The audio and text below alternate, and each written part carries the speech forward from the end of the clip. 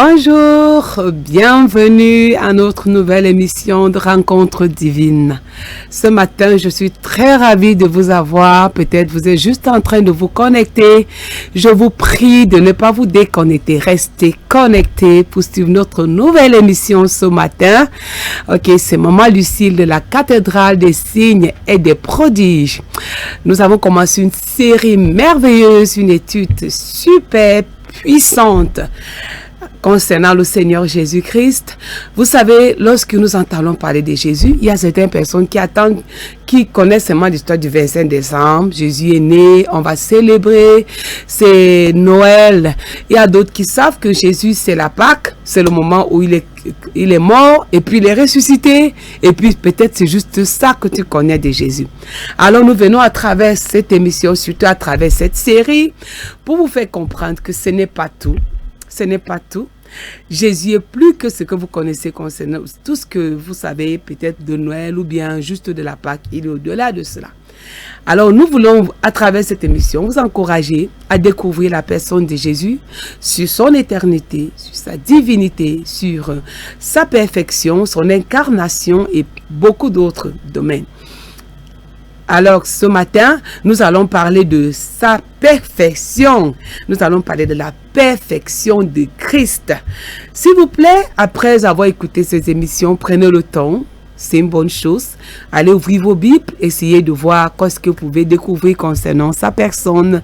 Et vous verrez qu'après avoir fait toute cette lecture, vous serez richement bénis, vous serez richement édifiés. Alors ce matin, nous parlons donc de la perfection de Christ. Lorsque nous parlons de la perfection, en fait, qu'est-ce que ça signifie? Nous voulons juste ce matin aborder le côté de Jésus-Christ qui révèle le parfait qui était en lui, le juste, le saint qui était en lui. Amen. Alors, nous allons commencer avec cette lecture de Ésaïe 53, verset 9.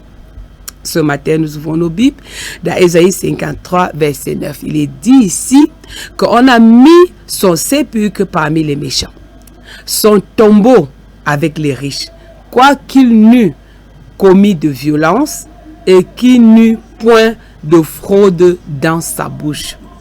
Jésus, après sa mort, avait été mis avec des méchants. Même lorsqu'il était à la croix, on l'avait mis au milieu des brigands. Mais en fait, notre Jésus, mon Jésus, il n'avait commis aucune violence, ni aucune fraude. Dans sa bouche, rien de mauvais n'était sorti. Il n'était pas un menteur. Il n'était pas un homme mauvais. Mais on l'avait mis parmi les mauvais. Alors, cette parole nous fait savoir que Jésus-Christ était un homme déjà saint. Il n'était pas méchant. Mais on l'avait mis par contre parmi les méchants. Il n'avait pas commis de péché. C'est un homme qui a vécu pur. Il a vécu sans commettre de péché. La Bible nous dit, dans le livre de 2 Corinthiens 5, verset 21, que nous allons lire, il est dit: celui qui n'a point connu de péché, il l'a fait devenir péché pour nous, afin que nous devenions en lui justice de Dieu. Voici donc un second passage dans les Écritures qui nous fait comprendre, qui nous démontre que Jésus-Christ n'avait pas commis de péché.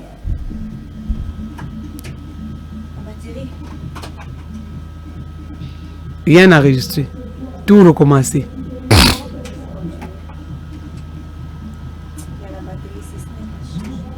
Jésus, oh, Jésus, Jésus.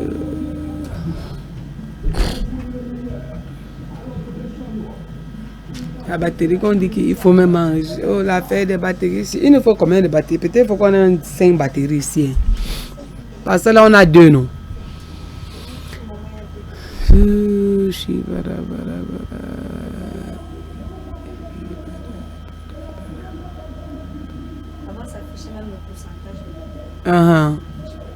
Ouais.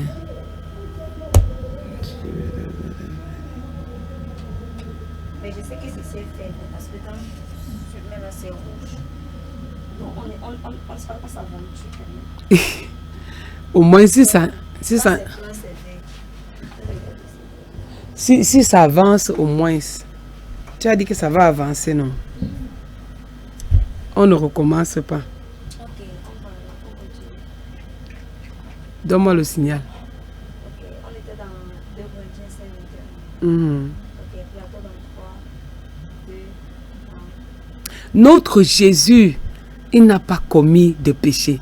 Il était un homme pur. Alors, on dit ici que celui qui n'a pas connu de péché, on l'a fait devenir péché. Ce Jésus n'a pas connu de péché. Ce Jésus, il n'a pas connu de péché. Il était pur.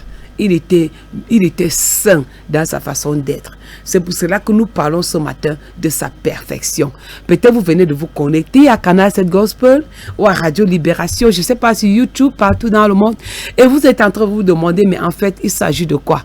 Il s'agit de la vie de Jésus-Christ. Nous sommes donc sur une série d'études qui parle de la personne de Jésus. Et ce matin, nous sommes en train de parler de sa perfection. Alors, il est dit dans le livre de Lévitique 22, verset 20, « Vous n'en offrirez aucun qui ait un défaut corporel, car elle ne serait pas agréable. » Dans le livre de Lévitique, on nous décrit les caractéristiques de l'agneau qui devait être offert pour le sacrifice. On dit que cet agneau devait être sans défaut. Il ne devait pas avoir soit le pied fourchu, soit peut-être le nez plat. Il ne devait pas avoir un défaut corporel. Cet agneau devait être le plus bel agneau. Il devait être vraiment un agneau, vraiment dans les caractéristiques de la personne de l'agneau. Lorsqu'on pouvait le voir, on devait voir un agneau qui est normal. Pas quelque chose vraiment d'anormal sur lui. Alors Jésus-Christ qui vient maintenant, il est venu comme cet agneau qui devait être offert pour le sacrifice, pour nos péchés. Alors ce Jésus, la Bible nous dit qu'il devait être un souverain sacrificateur sans tache. Et c'est cela, ce sont ces critères que Jésus-Christ a eu à respecter. Il est venu comme un sacrificateur il était saint, innocent. Il n'avait pas de péché en lui. Alors ce Jésus était sans défaut.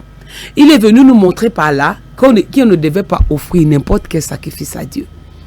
Vous savez, lorsque nous venons prier, lorsque nous, en tant que chrétiens aujourd'hui, pour toi qui as donné ta vie à Jésus, tu es un enfant de Dieu. Lorsque tu viens pour prier, tu dois venir avec un cœur pur. Tu ne dois pas venir avec un défaut. Jésus est venu comme notre modèle d'abord par excellence. Il n'est pas juste venu en parole. Il a montré en acte que pour servir Dieu, pour être agréable à Dieu, il faut être saint, il faut être pur. Il ne faut pas avoir de défaut. Et c'est l'exemple qu'il nous a montré. Donc, dans la nature même de Jésus-Christ, il est dit qu'il n'a pas commis de péché. C'est pour cela que la Bible va nous dire dans le livre de 1 Pierre, chapitre 2, verset 22. La Bible nous dit, dans le livre de 1 Pierre, chapitre 2, verset 22, que nous allons lire. Nous allons lire ce verset de 1 Pierre, chapitre 2. Que Jésus-Christ était sans défaut, il était saint, il était pur. Le temps pour moi, 1 Pierre chapitre 2, je vais ouvrir rapidement ce verset, donc parlant donc de la personne de Jésus-Christ que nous sommes en train de voir étudier ce matin. C'est Jésus magnifique qui était sans péché, qui était pur. On dit que leur est réservé ce que dit les proverbes. Ah là là, il va falloir couper la partie ici, donc tu vas couper, n'est-ce pas?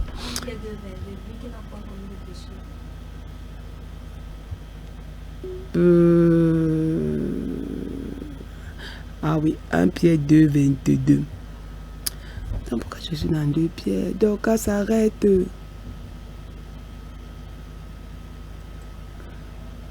Ça fait que m'amener dans 2 Pierre, en fait.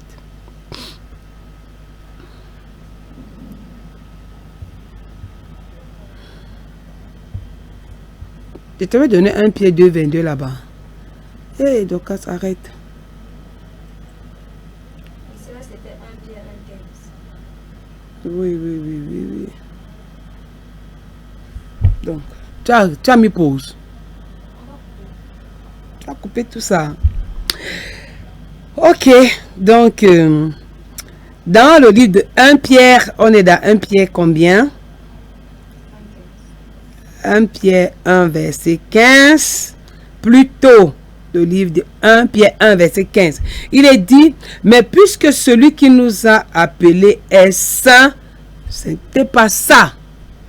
C'est pas le verset que je veux. Tu vas couper, tu dis des mecs opposent. Nous sommes composés, on va devoir aller prendre la bonne partie de la prière, mettre la bonne partie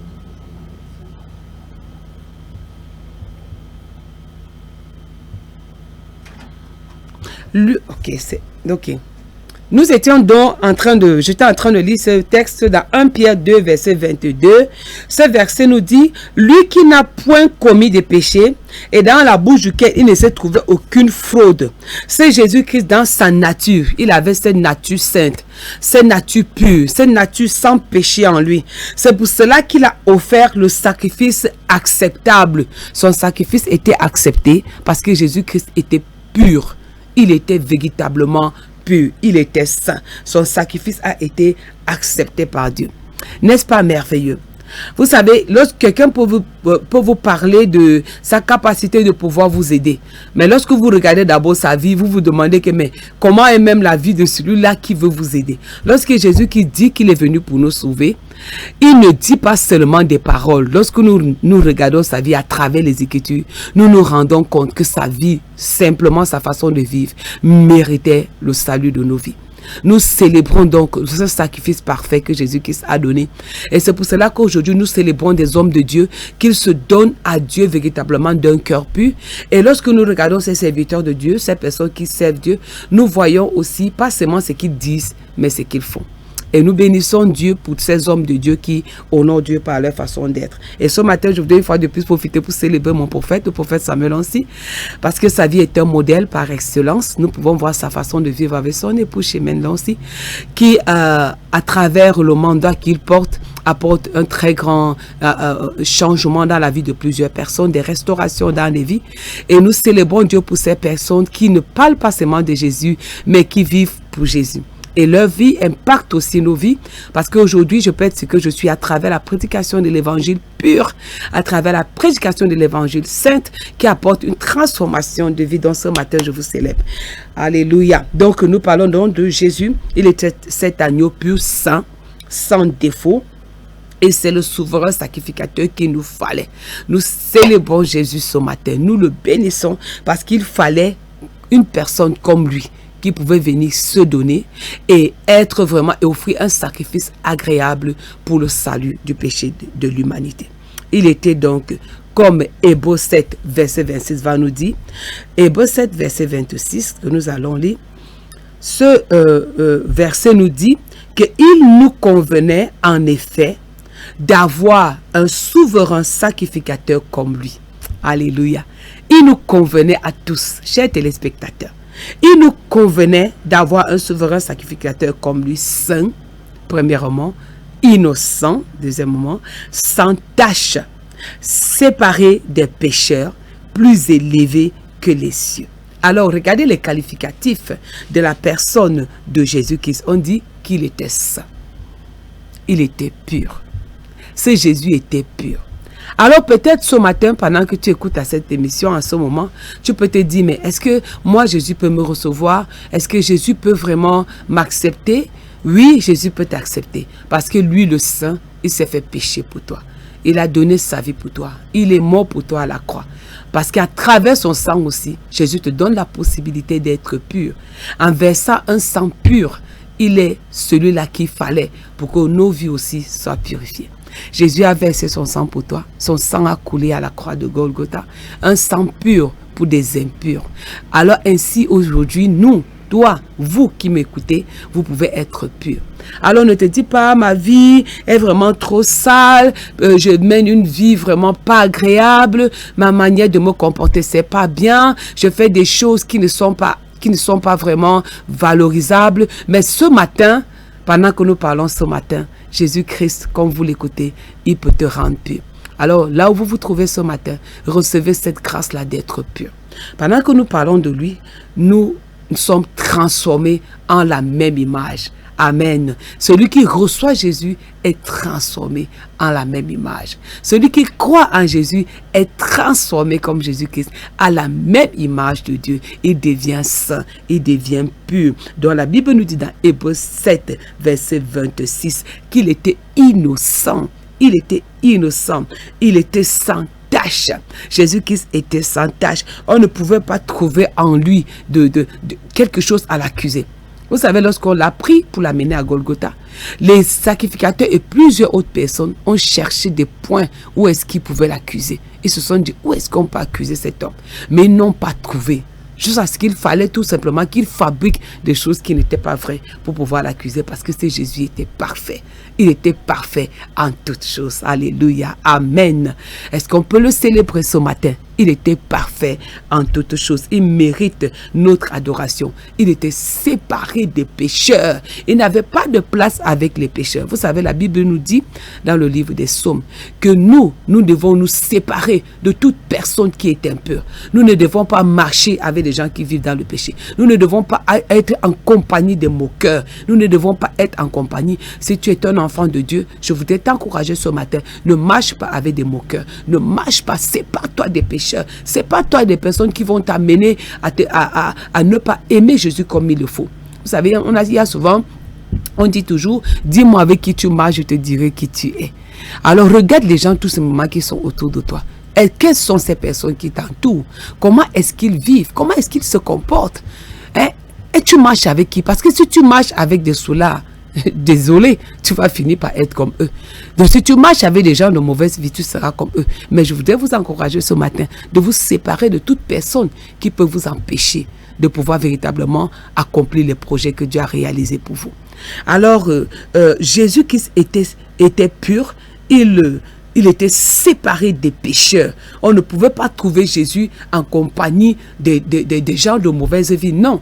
Au contraire, toute personne qui venait à côté de Jésus, s'ils avaient une mauvaise vie, Jésus les changeait, il les transformait, parce que c'est sa mission. C'est pour cela que lorsque nous parlons ce matin, si votre vie n'est pas bien, Jésus-Christ ce matin vous transforme, il vous change, il apporte la joie dans votre cœur, il apporte la paix dans votre cœur, il apporte la pureté dans votre âme. Recevez cela au nom puissant de Jésus. Amen. Alors ce Jésus, on dit qu'il était séparé des pécheurs. Il était donc plus élevé que les cieux. Dieu aujourd'hui, il recherche cette personne.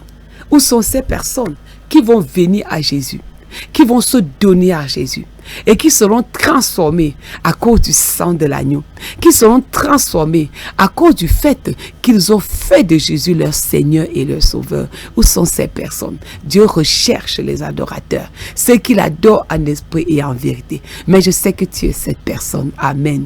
Tu es cette personne que Dieu recherche. Ne regarde pas derrière toi. Ne te dis pas que ce n'est pas de moi qu'on parle. Peut-être on parle d'une autre personne. Non, mais je parle de toi. Je parle de toi. Toi qui m'écoutes en ce moment, qui me regarde, c'est de toi que je parle. Dieu Jésus-Christ, cet homme parfait, il a versé son sang, il s'est donné pour te rendre parfait. Oui, tu peux être pur, tu peux être sans tache, tu peux être lavé, restauré par le sang de Jésus. Reçois cela au nom de Jésus. C'est ce que Jésus-Christ est venu faire.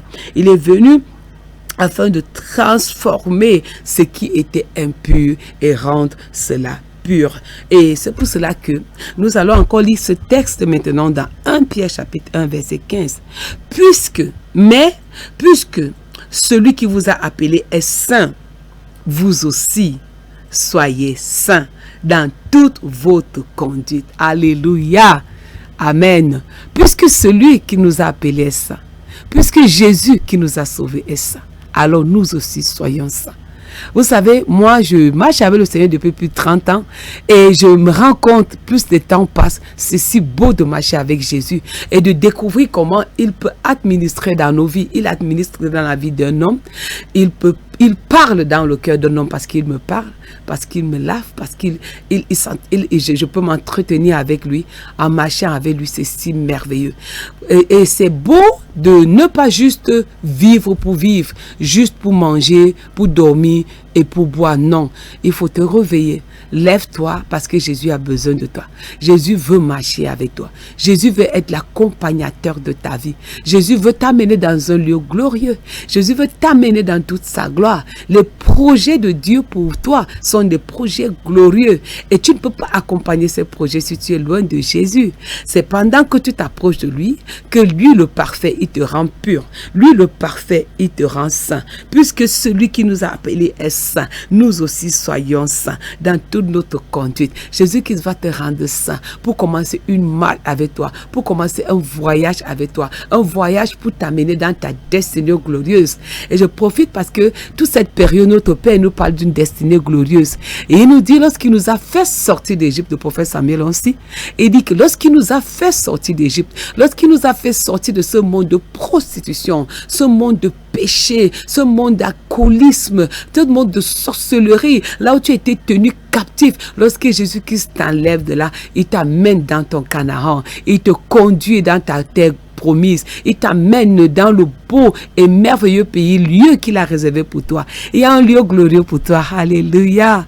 Amen. Il y a un lieu glorieux pour toi. Et ce lieu se trouve tout simplement en Jésus-Christ. C'est lorsque tu t'accordes avec Jésus-Christ que Jésus-Christ va t'aider, il va t'accompagner et il va te donner la force. Il va renverser tous les Goliaths sur ton chemin, tous les géants qui vont se placer sur ton chemin pour t'empêcher de pouvoir entrer dans ta gloire. Il va t'aider par sa force puissante à les renverser afin que tu puisses entrer dans ta destinée glorieuse. Alors je voudrais vous dire ce matin, alors vous qui m'écoutez ce matin à travers Cana 7 Gospel, Radio Libération, bien par YouTube, c'est Jésus parfait dont nous faisons des études concernant sa personne. Il est celui qui va vous amener dans une destinée glorieuse. N'est-ce pas merveilleux? N'est-ce pas magnifique? Alors j'aimerais que tu dises avec moi, ma vie ne restera pas comme ça. Je ne resterai pas à ce niveau. Je ne veux pas continuer à souffrir lorsqu'on parle de Jésus qui est venu me libérer. Je ne veux pas continuer à marcher dans cette vie d'impureté, de prostitution, de cette vie où je suis lié par les démons, cette vie où je suis oppressé. Non, je ne peux pas continuer à vivre ces vies puisqu'on parle de Jésus. Je cours vers Jésus. Alors ma soeur court vers Jésus. Alors mon frère court vers Jésus. Viens à ce Jésus. Alléluia. Viens à lui. Viens à lui ce matin. Donne-lui tous ces fardeaux qui t'oppressent. Viens à lui. Peut-être tu es malade. Il est celui qui te guérit. Il est cet agneau pur, sans tache. Cet agneau parfait qui s'est donné pour toi. Alors ce matin, je voudrais te dire, n'accepte plus. N'accepte plus. Dis, j'en ai marre. Je suis fatigué. Je cours à Jésus. Cours à Jésus ce matin. Alléluia. Cours à Jésus. Viens à lui parce que lui va te rendre saint. Lui te rend saint. Il te rend pur et il t'accompagne dans ta destinée glorieuse pour que tu puisses recevoir et prendre tout ce qu'il a réservé pour toi. Refuse cette captivité. Cette captivité n'est pas ton partage. Cette captivité n'est pas ta portion. Tu ne peux pas continuer ta vie étant aussi lié, étant aussi oppressé. Jésus-Christ est là. Jésus-Christ est là ce matin. Alors reçois-le au nom puissant de Jésus. Reçois sa présence au nom puissant de Jésus. Pendant que tu le reçois, il te purifie. Pendant que tu le reçois, il te sanctifie. Pendant que tu le reçois, il te donne sa nature. Alors je dis sa nature glorieuse, sa nature magnifique. Et tu vas commencer un voyage. Et tu vas aller de gloire en gloire. Tu vas aller de beauté en beauté. Tu vas aller de bénédiction en bénédiction. Amen. Parce que Jésus-Christ est celui qui fait du bien. Ce matin, je voudrais dire son sang te purifie de tout péché. Que le sang de Jésus te purifie maintenant de tout péché. Au nom puissant de Jésus. Que le sang de Jésus te restaure totalement. Au nom puissant de Jésus. Que le sang de Jésus te relève totalement. Au nom puissant de Jésus. Sois béni ce matin. Sois béni ce matin. Et je déclare sur toi la bénédiction de l'Éternel. Tu es béni ce matin. Au nom puissant de Jésus-Christ. Amen. Alors ce matin, nous avons parlé de sa perfection. Et peut-être, vous vous dites, comment je vais faire, peut-être pour qu'on vous écoute. Nous sommes là. Nous sommes là. Moi, c'est Maman Lucille. Nous sommes à la cathédrale des signes et des prodiges. Nous sommes situés au Carrefour TKC. Vous pouvez venir en présidentiel nous rendre visite parce que c'est toujours bon de savoir qu'il y a un lieu où on peut vous recevoir. Oui, nous vous attendons à la cathédrale des signes et des prodiges. Ou bien, Vous pouvez nous contacter à travers nos numéros de téléphone 70 88 78 55 ou bien 699 97 10 56. Nous sommes là pour vous, nous vous attendons, nous vous aimons et nous serons ravis de vous avoir avec nous. Soyez bénis ce matin au nom de Jésus. Shalom, shalom, shalom.